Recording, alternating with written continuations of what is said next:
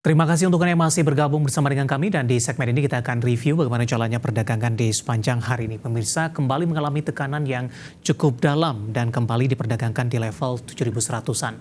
Dan kami ingatkan kembali Anda masih bisa berpartisipasi di WhatsApp interaktif di 0812 di 8788 di 3723 seperti yang tertera di layar televisi Anda nantinya. Dan saat ini kami sudah terhubung melalui Zoom bersama dengan Bapak Alfredo Jason Kusuma selaku Financial Educator Sukor Sekuritas. Kita akan langsung sapa saja. Pak Jason, selamat sore. Apa kabar, Pak? Selamat sore, Pak David.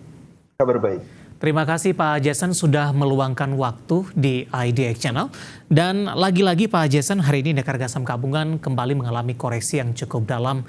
Secara intraday tadi sempat hampir melemah di 2% Pak. Tapi di beberapa menit jelang penutupan sesi kedua hari ini, pelemahan sudah mulai terbatas, tapi tetap dalam fase, maksud saya dalam pelemahan yang masih tergolong cukup dalam ini, Pak Jason. Bagaimana analisis Anda pelemahan yang terjadi hari ini setelah di beberapa perdagangan terakhir secara intraday sebelumnya indeks harga saham gabungan sudah menguat bahkan sempat menyentuh di 7.300-an?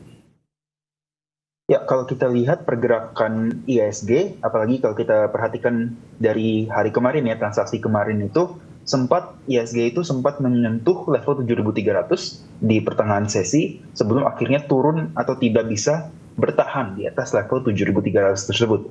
Dan makanya kalau kita lihat dari candle-nya sendiri menunjukkan ada selling pressure yang cukup kuat, di mana dilanjutkan juga di hari ini yang IHSG itu juga kembali turun lagi, bahkan lebih dalam lagi, minus 1,40%-an sekarang. Baik, untuk beberapa hari ke depan Pak, mengingat para investor juga menantikan rilis data inflasi Amerika Serikat, di mana pada tadi malam juga sudah keluar indeks keyakinan konsumen, tampaknya posisi ekonomi Amerika masih cukup tangguh sampai sejauh ini. Kemana arah pergerakan indeks harga saham gabungan? Ada potensi rebound atau justru masih ada ruang pelemahan lanjutan untuk indeks harga saham gabungan?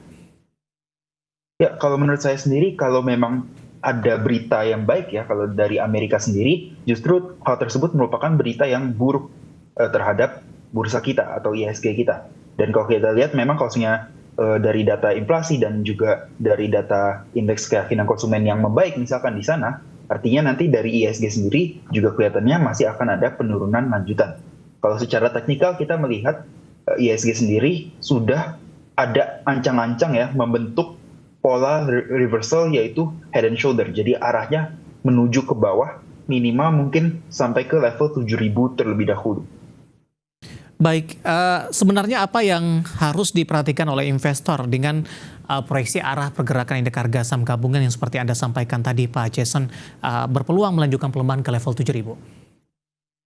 Ya, level-level yang perlu diperhatikan tentunya untuk IHSG sendiri, yaitu yang pertama itu di level 7.100 ya. 7.100 merupakan level psikologis juga untuk menahan pergerakan atau penurunan dari IHSG. Tetapi kalau ternyata level 7.100 tersebut ditembus ya atau di breakdown, maka level 7.000 sampai dengan level 7.050 merupakan level support berikutnya yang sebelumnya sempat juga beberapa kali IHSG itu menyentuh ke level tersebut. Baik, sektor infrastruktur hari ini menjadi laggard bagi indeks harga saham gabungan Pak Jason. Kalau kita lihat dari sisi sektornya infrastruktur ada brand di sana. Hari ini mengalami auto reject bawah meskipun masih melemah di 10%. Namun karena masuk pemantauan khusus, mau tidak mau suka tidak suka auto reject bawah terjadi pasca suspensinya dibuka di perdagangan hari ini. Bagaimana analisis Anda untuk brand dan kebetulan juga posisi saat ini merupakan pemilik kapitalisasi terbesar di Bursa Efek Indonesia? Ya, kalau kita lihat sendiri memang brand sepertinya sudah waktunya ya, udah saatnya untuk kembali turun. Apalagi kalau kita melihat sudah 2 kali suspensi terjadi untuk saham brand sendiri. Dan kelihatannya memang untuk saham-saham dari grup Baritonya itu sendiri, selain brand, ada juga Cuan, ada BRPT, TPIA, dan lainnya. Itu juga kelihatannya sudah ada tanda-tanda penurunan juga. Kalau kita lihat juga hari ini memang salah satu top losersnya itu ada PTRO sudah minus 17%, lalu juga ada BRPT udah minus 9% dan sebagainya ya. Jadi memang kelihatannya sendiri dari brand ini dan juga dari grup Barito kelihatannya sudah ada mulai arah untuk turun. Lalu juga memang karena brand ini masuk ke dalam full call option ya, yang selama 30 hari ke depan ini brand akan ditradingkan dalam sistem auction, jadi naik atau turunnya itu cuma 10%, itu juga pastinya akan berpengaruh juga terhadap pergerakan dari IHSG. Baik, rekomendasi Anda untuk brand? Ya, untuk brand saat ini, kalau masih ada investor yang masih memegang saham brand, lebih baik cepat-cepat untuk keluar atau sell saham yang masih dipegang, karena memang kita tidak tahu ini penurunan berikutnya itu sampai kapan. Baik, penutupan hari ini di 10.125 karena posisinya auto reject bawah hampir sama dengan posisi pembukaan di sesi pertama pada pagi tadi. Selanjutnya untuk BRPT, Pak. Kebetulan juga ada pertanyaan masuk di WhatsApp interaktif kami. Saya akan coba bacakan. BRPT juga ditanyakan oleh Bapak Wimur, support dan resistennya untuk BRPT. Ya, untuk BRPT sendiri kalau kita lihat memang secara teknikal penurunannya atau koreksinya itu masih dibarengi dengan volume yang kecil ya. Jadi sebenarnya masih cukup wajar penurunan dari BRPT sendiri. Kalau kita lihat support berikutnya untuk BRPT itu adalah di level 1000 sampai dengan 1030, merupakan level support bagi pergerakan dari BRPT. Rekomendasinya seperti apa? Dengan pelemahan dalam yang terjadi hari ini bisa momentum buy on weakness paling tidak ketika sesi pertama dibuka esok hari, atau harus menunggu ke 1000 hingga 1030 terlebih dahulu? Menurut saya lebih baik kita menunggu sampai ada tanda-tanda pembalikan, ada reversal mungkin dari candle-nya ataupun dari pergerakan price pattern-nya.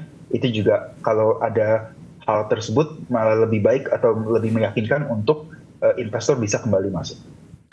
Baik, selain dari infrastruktur, sektor keuangan hari ini juga ikut menjadi pemberat, Pak. Saham-saham perbankan big cap yang sudah naik sebelumnya dalam beberapa waktu terakhir hari ini juga mengalami aksi profit taking sepertinya.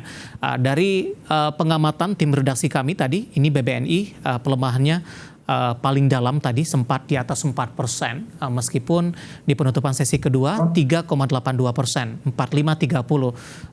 Seperti apa rekomendasi Anda untuk saham-saham perbankan big cap ini, Pak, dengan sebelumnya sudah menyentuh level all time high, kemudian dalam beberapa waktu terakhir lebih cenderung tertekan dan tampaknya lebih ke arah trading saja yang dilakukan oleh para investor untuk perbankan big cap?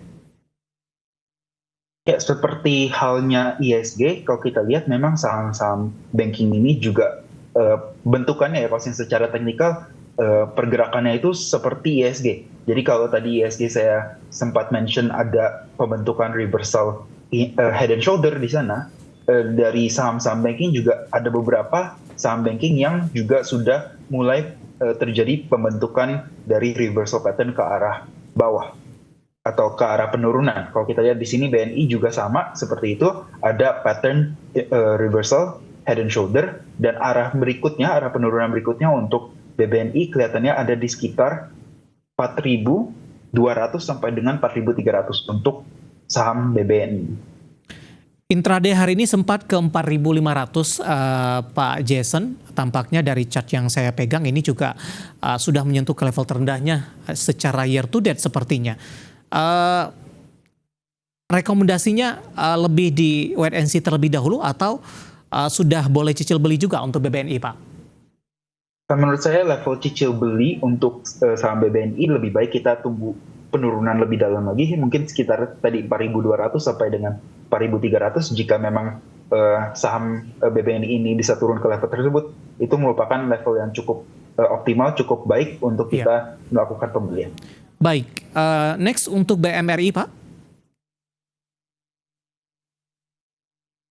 BMRI hari ini 58 ditutup, intraday-nya hari ini sempat ke 5.700, di mana 5.700 juga termasuk level terendahnya dalam beberapa 6 bulan terakhir, meskipun di Desember sudah berada di 5.650 ini. Analisis Anda untuk BMRI? Ya, kalau untuk BMRI sendiri saat ini berada di level support kuatnya, ya sudah beberapa kali tersentuh level 5.600 sampai dengan level 5.800, dan beberapa kali pun juga tetap bertahan di atas level tersebut. Kalau kita lihat memang untuk saat ini BMRI itu kelihatannya ada rejection juga ya di candle hari ini, juga ada rejection yang cukup kuat. Jadi kelihatannya untuk short termnya, untuk 1-2 hari ke depan mungkin masih akan ada kenaikan atau rebound dari saham BMRI. Baik, secara keseluruhan Pak Jason, sebelum kita update posisi penutupan sesi kedua, ketika dari brand kapitalisasi terbesar di Bursa Efek Indonesia saat ini masuk kepada pemantauan khusus, Anda katakan tadi selama 30 hari ke depan, kemudian perbankan big cap juga lebih cenderung tertekan dalam beberapa waktu terakhir. Apakah indeks harga saham gabungan akan cukup sulit untuk menguat signifikan untuk beberapa waktu ke depan terkait dengan kondisi ini, Pak Jason? Singkat saja, Pak. Ya, menurut saya memang kelihatannya untuk dalam waktu kurang lebih 1 bulan ke depan ya, kita masih akan mengalami penurunan atau pelemahan dari sisi IHSG. Baik, terima kasih Pak Jason.